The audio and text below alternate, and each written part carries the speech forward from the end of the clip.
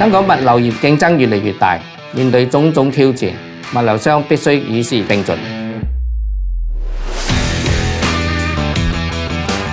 香港倉儲物流一直被認為係一個勞動密集型嘅產業，依靠人工處理和安排運輸，將貨物從供應鏈運送至終端客戶。所以我哋希望將倉儲數碼化進化至機械化，運用不同嘅創新科技，將倉儲全面智能化，推動物流業界全面應用自動化嘅技術，以提升本港物流業嘅國際競爭力。大家好，我係邦泰物流嘅 Jerry。大家好，我係順豐供應鏈嘅黃代森。順豐供應鏈提供完整嘅點到點服務，從原材料嘅採購、生產、倉儲、運輸到進口清關，以及最後1公里嘅配送，為跨行業嘅企業客戶提供優質一體化嘅供應鏈解決方案。邦泰主要業務係香港本地配送、倉儲、集片中轉、粵港跨境運輸，為大灣區嘅國內企業提供綜合性物流供應鏈管理。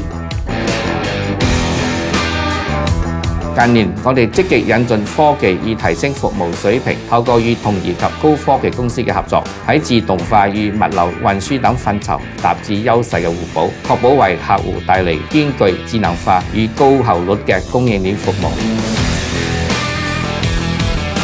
隨住電子商貿越嚟越普及，物流商都要與時並進。我哋希望可以提升倉庫運作效率，減少人力使用，解決請人難嘅困擾，但引入新技術對我哋嚟講係一筆唔少嘅開支。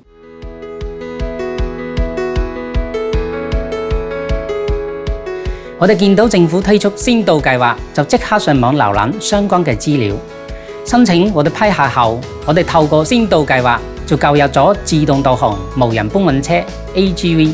呢個搬運機械人可以將貨物送俾揀貨嘅員工，令處理時間同出錯率大幅減少。運作效率比起以前提升3倍以上。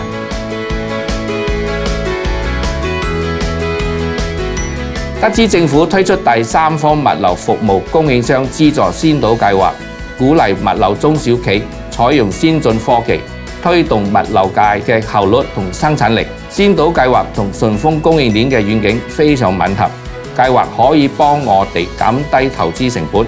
於是，我哋就即刻同先導計劃嘅秘書處生產力局聯絡查詢。當我哋嘅申請獲到批核後，通過呢個資助，我哋引入咗唔同嘅物流科技系統，包括自動導航無人搬運車 AGV。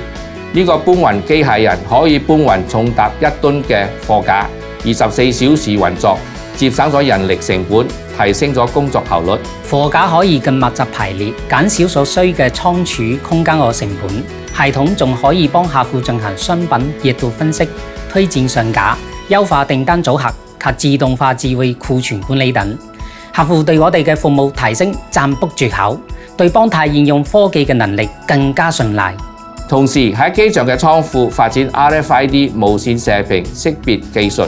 更精準進行貨物嘅識別，亦提供咗及時嘅貨物資訊，輕鬆追蹤及管理大量嘅貨物，令倉庫管理更加透明化。未來我哋會進一步擴大創新團隊及自主研發嘅能力，投資軟硬件嘅發展，讓公司達到數碼化、智能化及自動化，建立一站式嘅核心營運平台，按不同客戶需求提供高效彈性嘅管理服務。未來我哋會向住 AI 智慧倉庫發展，進一步為客戶提供倉儲自動化全流程嘅解決方案，實現機械人倉儲應用一站式服務。各位物流業界嘅朋友，事不宜遲，快啲申請第三方物流服務供應商資助先導計劃，提升生產力啦！